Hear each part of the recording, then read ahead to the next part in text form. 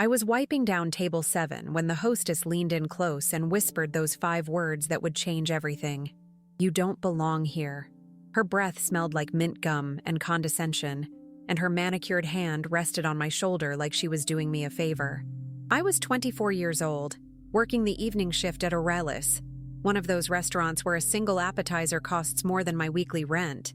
And apparently, I'd committed the cardinal sin of existing in a space reserved for people who didn't have to check their bank account before buying a latte. The thing is, she wasn't entirely wrong. I didn't belong there. Not in the way she meant it, but still. I had $73,000 in student loan debt, a marketing degree that had gotten me absolutely nowhere, and a mother back in Michigan who believed I was making it in New York. Every night I put on this crisp white shirt and black slacks, tied my dark hair back in a sleek ponytail, and pretended I was just like everyone else who worked there. Confident, polished, unbothered. But inside, I was drowning. "Excuse me?" I said, my voice barely above a whisper. My hands were shaking, and I gripped the cleaning cloth tighter, feeling the damp fabric dig into my palm. Jessica, that was her name. Jessica, with her blonde highlights and her engagement ring that probably cost more than my car, smiled that thin, pitying smile that rich people use when they're about to ruin your day. "I'm just saying, honey, you seem uncomfortable. Maybe you'd be happier at a more casual establishment. We have standards here." My stomach dropped. I'd been working at Aurelis for 6 months. 6 months of double shifts, of memorizing wine lists I couldn't afford to taste, of smiling while entitled customers snapped their fingers at me like I was invisible. And now this. I started. But she was already walking away, her heels clicking against the marble floor like a countdown timer. I stood there, frozen, the blood rushing in my ears. This was it. This was the moment I'd been dreading since I moved to New York. The moment someone finally said out loud what I'd been thinking every single day. I wasn't good enough. I didn't fit in. I was a fraud. If you've ever felt like you were one mistake away from your entire life falling apart, you know exactly how I felt in that moment. Hit that subscribe button, because what happened next is something you're not going to believe. I forced myself to keep moving, carrying the tray of empty glasses back to the kitchen, my vision blurred with tears I refused to let fall. Not here, not now. I wouldn't give Jessica the satisfaction of seeing me break, but the universe wasn't done with me yet. "Excuse me," a voice said behind me. Deep, smooth, the kind of voice that makes you stop whatever you're doing and pay attention. I turned around, and there he was. Sebastian Price. I'd served him twice before, once 3 weeks ago, once last month. Each time he'd been polite, distant, the way rich people are when they're pretending you're a human being and not just part of the furniture. He was in his mid-30s, dark hair with just a touch of gray at the temples, wearing a suit that probably cost more than my entire wardrobe. His eyes were this piercing gray blue that seemed to see right through whatever mask you were wearing. "Yes, sir?" I said, my voice still shaky. I prayed he couldn't tell I'd just been verbally executed by the hostess. He looked at me for a long moment, and I swear, something shifted in his expression. Recognition, maybe. Or curiosity. "What's your name?" "Emma," I said. "Emma Torres." "Emma." He repeated it like he was testing how it sounded. "I have a private event next Tuesday evening. I'd like you to serve." I blinked. "I'm sorry?" "You heard me." He pulled out a business card, thick, cream-colored cardstock with embossed lettering, and handed it to me. "My assistant will contact you with the details. The pay is $5,000 for the evening." $5,000. My brain short-circuited. That was more than I made in 2 months at Aurelis. That was student loan payments. That was breathing room.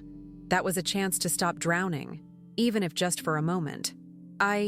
Why me? The question slipped out before I could stop it. Sebastian Price smiled, but it didn't quite reach his eyes. "Because you're the only person in this restaurant who looks like they actually need the money. And I appreciate honesty, even when it's unintentional."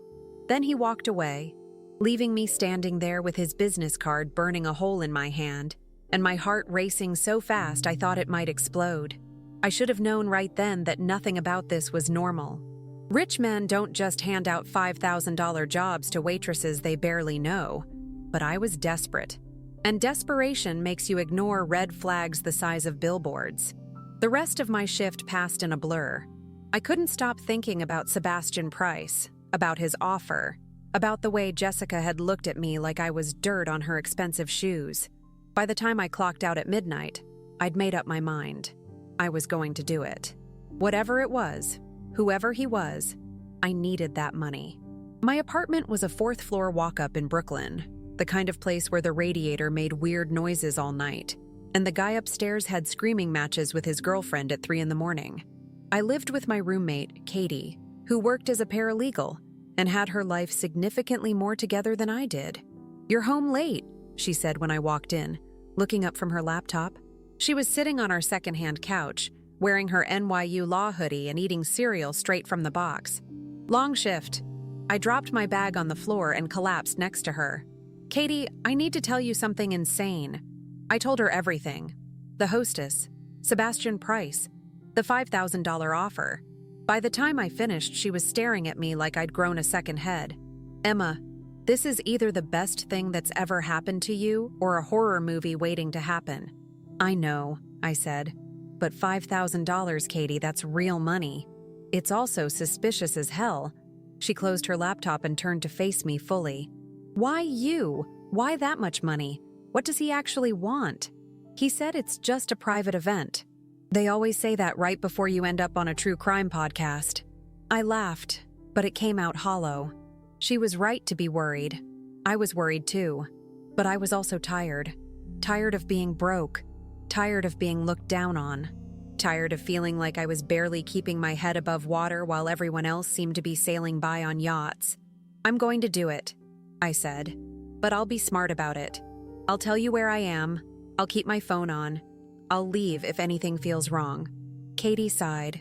"I can't stop you. Just, please don't end up dead in a dumpster, okay? I can't afford this rent by myself." Have you ever taken a risk that scared you half to death but felt like your only option? Drop a comment below.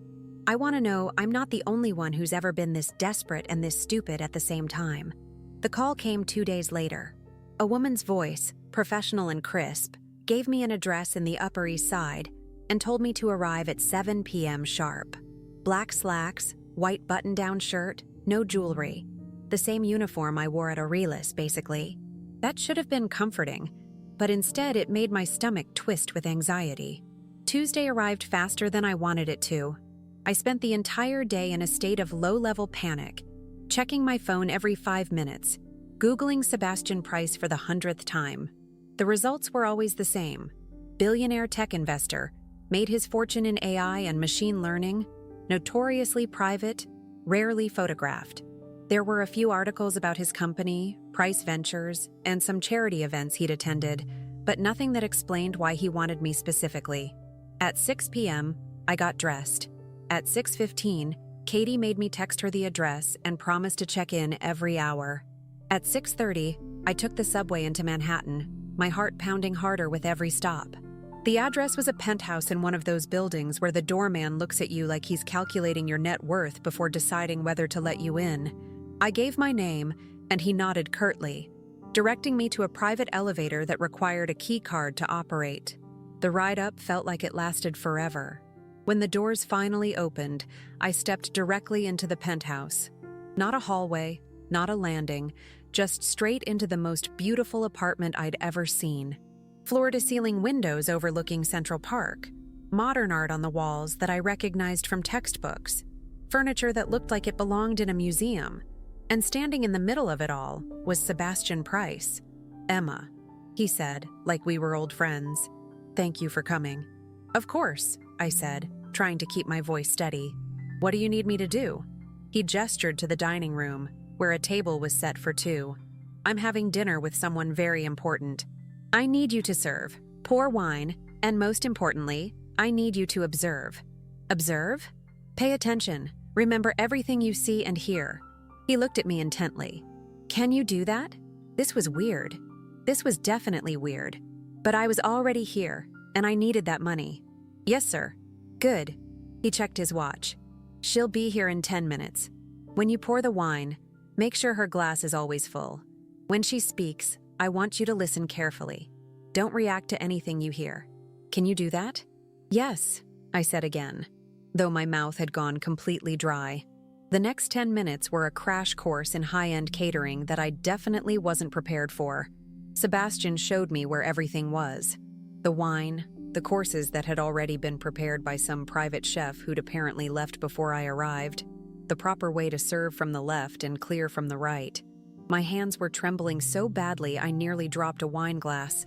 "Relax," Sebastian said, and for a moment his voice was almost kind. "You're going to be fine." Then the elevator dinged. The woman who walked out was stunning. Mid-40s, platinum blonde hair and a perfect chignon, wearing a dress that probably cost more than my student loans. But there was something about her face, something hard in her eyes, something calculating in her smile, that made every hair on the back of my neck stand up.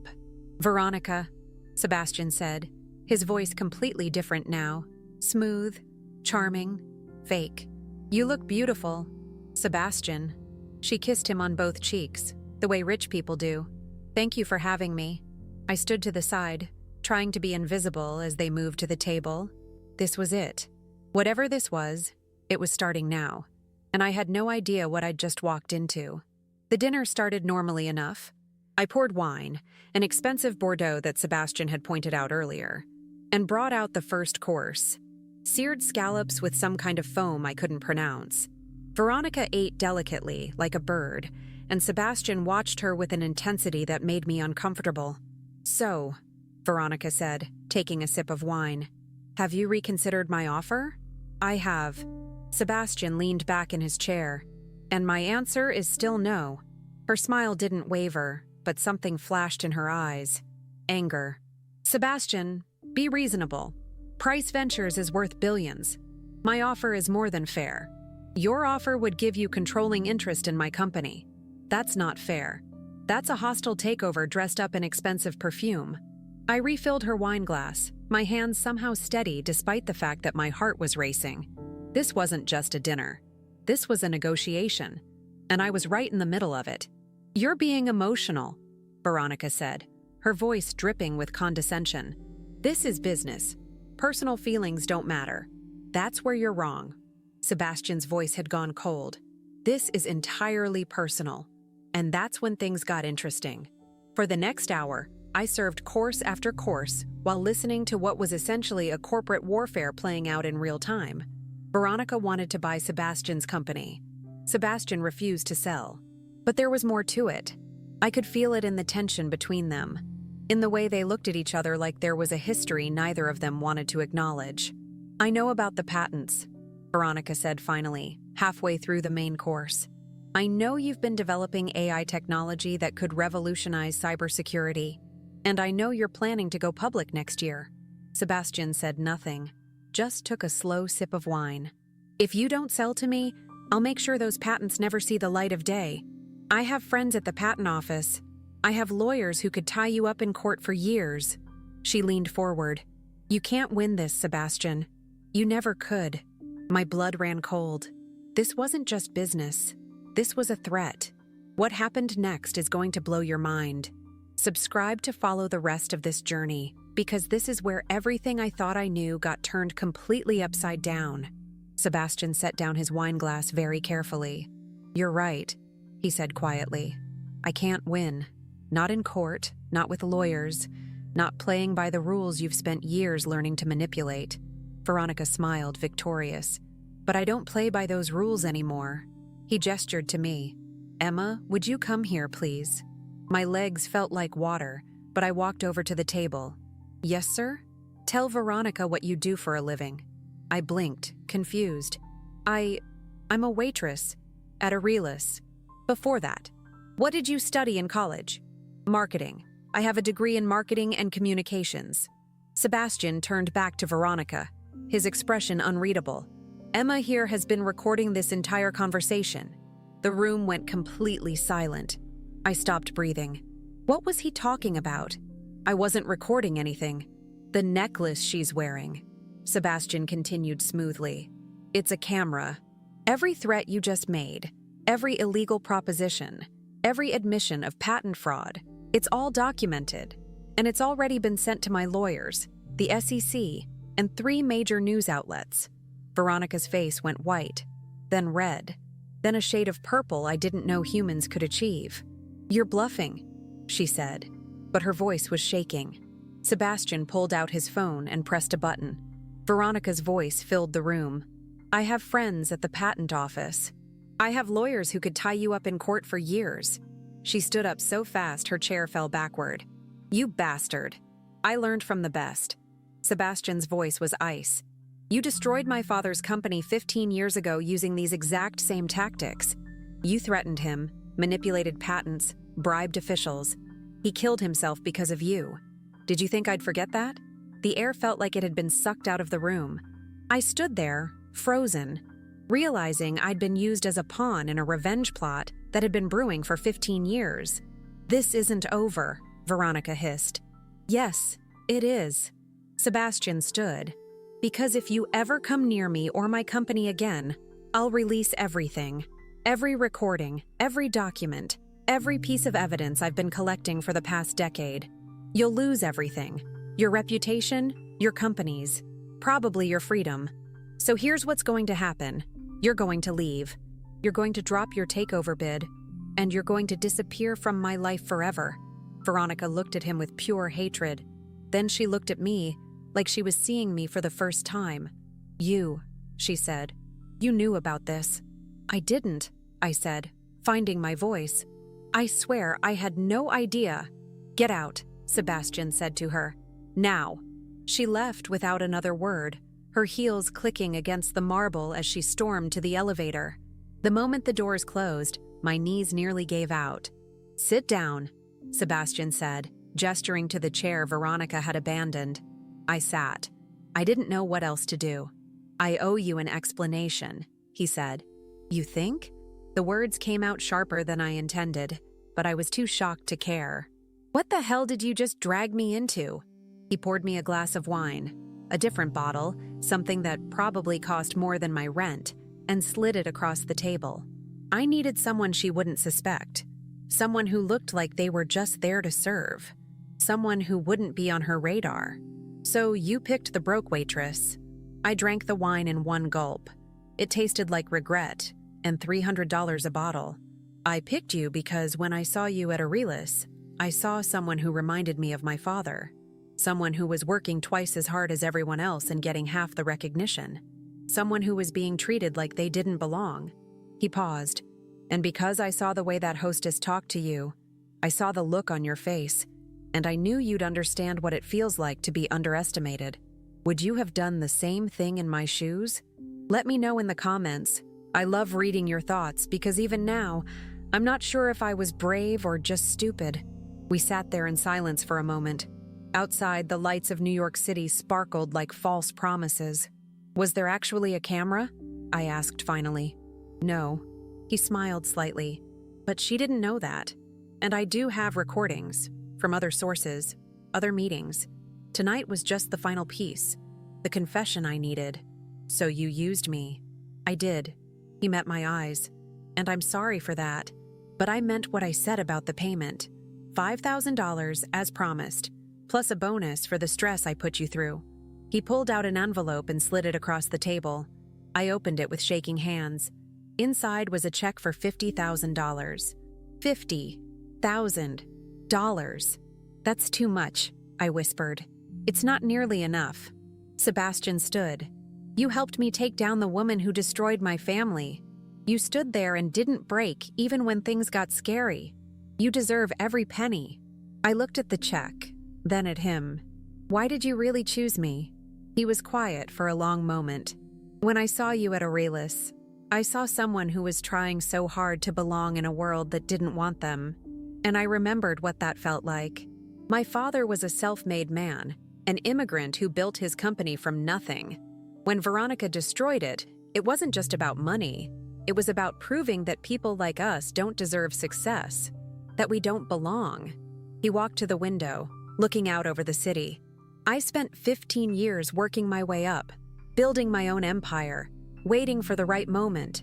And when I saw you, When I saw that same fight in your eyes, I knew you were the missing piece. My throat felt tight. What happens now? Now? He turned back to me. Now Veronica's done. Her empire is crumbling as we speak. My lawyers are already filing charges. And you go back to your life. But Emma? He looked at me seriously. You don't belong at Aurelius. You don't belong serving people who treat you like you're invisible. You're better than that. I don't know what else to do, I admitted. I have a marketing degree and no experience. No one will hire me. Sebastian pulled out another business card. Price Ventures is expanding our communications team. The position pays $90,000 a year, full benefits, and you'd be working directly with me on strategy. You'd start next Monday. Interested? I stared at the card, then at the check, then at him. This was insane. This was absolutely insane. 24 hours ago, I was being told I didn't belong by a hostess with a superiority complex. Now I was holding a check that would change my life and a job offer that seemed too good to be true. Is this real? I asked. Or is this another setup? It's real. He smiled, and this time it reached his eyes. I'm not a perfect man, Emma. I used you tonight and I won't pretend otherwise. But I also recognize potential when I see it. You kept your composure under pressure. You were smart enough to know something was off, but brave enough to see it through. That's exactly the kind of person I need on my team. I thought about Jessica, about the way she'd looked at me like I was trash, about every person who'd ever made me feel small. I want it in writing, I said. Contract, job description, everything. He laughed. You'll fit right in. If this story is touching your heart, share it with someone who needs to hear this. And don't forget to subscribe, because this journey, this wild, unbelievable journey, is just the beginning. I left that penthouse at midnight with a check for $50,000, a job contract, and a story I'd never be able to fully tell anyone. Katie was waiting up when I got home, sitting on the couch with her laptop and a mug of coffee that had probably gone cold hours ago. You're alive, she said as I walked in. Barely. I collapsed next to her and told her everything. By the time I finished, she was staring at me with her mouth open. Emma Torres, she said slowly, you just accidentally participated in corporate espionage. I know. And now you have a job that pays $90,000 a year. I know. And you're sure this isn't a scam? You're sure Sebastian Price isn't going to murder you next week? I showed her the contract he'd emailed me before I even left the building. Legitimate. Legal. Real. Holy shit, Katie breathed. You actually did it. You actually made it. But here's the thing. I didn't make it because I was special or talented or better than anyone else. I made it because I was in the right place at the right time, and because a billionaire with a revenge plot saw something in me that I didn't even see in myself. Was it ethical? Probably not. Was it legal? Barely. Would I do it again? Yes. 1,000 times yes. The next day, I walked into Aurelius for my final shift. I'd called the manager that morning and given my 2 weeks' notice, but I wanted to work one more day. I wanted to see Jessica's face when I told her I was leaving. I found her in the front, checking reservations with that same superior smile. Emma, she said, barely looking up. You're late. Actually, I said, I'm right on time. For my last shift. She looked up then, surprise flickering across her face. You're quitting? I got a better offer. I kept my voice neutral, professional. I start Monday at Price Ventures. Communications director, $90,000 a year. The look on her face was worth every humiliating moment I'd endured in that restaurant. Shock, disbelief, and just a tiny bit of fear. Price Ventures? Sebastian Price? That's the one. I smiled, and it was genuine. You were right, Jessica. I didn't belong here. I belong somewhere better. I walked out of Aurelius for the last time, and I swear the air tasted sweeter. It's been 6 months since that night. 6 months since Sebastian Price changed my life in the span of a dinner service. I'm writing this from my new apartment in Manhattan. Nothing fancy, but it's mine, and it has a doorman who actually smiles at me. My student loans are paid off.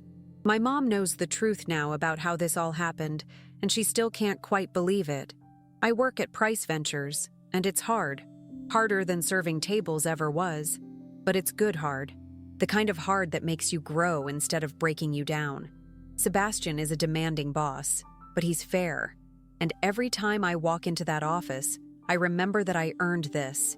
Maybe not in the traditional way, but I earned it. Veronica Matthews was arrested 3 weeks after that dinner.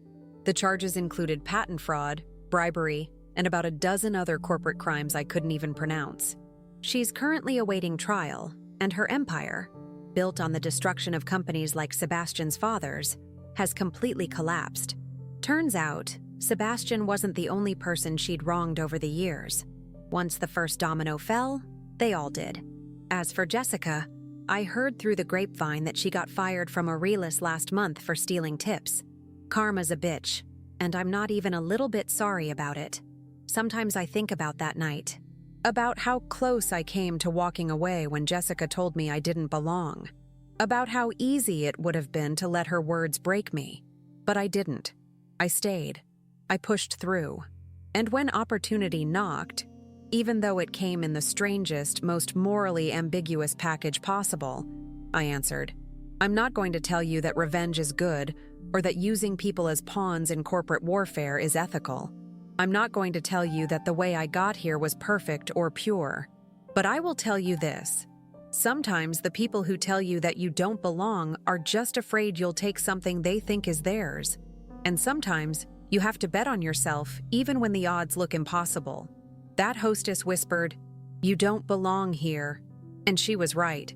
I didn't belong in a place that small, in a life that limited.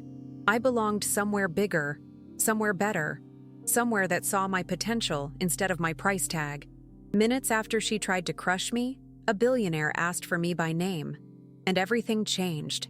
Not because I was special, but because I refused to believe I wasn't worth more than the world was offering me. Because I said yes when I was scared. Because I held my ground when everything in me wanted to run. You deserve more than the small spaces people try to keep you in. You deserve more than the voices that tell you you're not enough. And sometimes, all it takes is one person, one moment, one opportunity to prove that you've belonged all along. You just had to find the right place to belong to. So here's my question for you. What would you do if someone told you that you didn't belong? Would you walk away? Or would you prove them wrong? Drop your answer in the comments. I'll be reading every single one, because your story matters just as much as mine.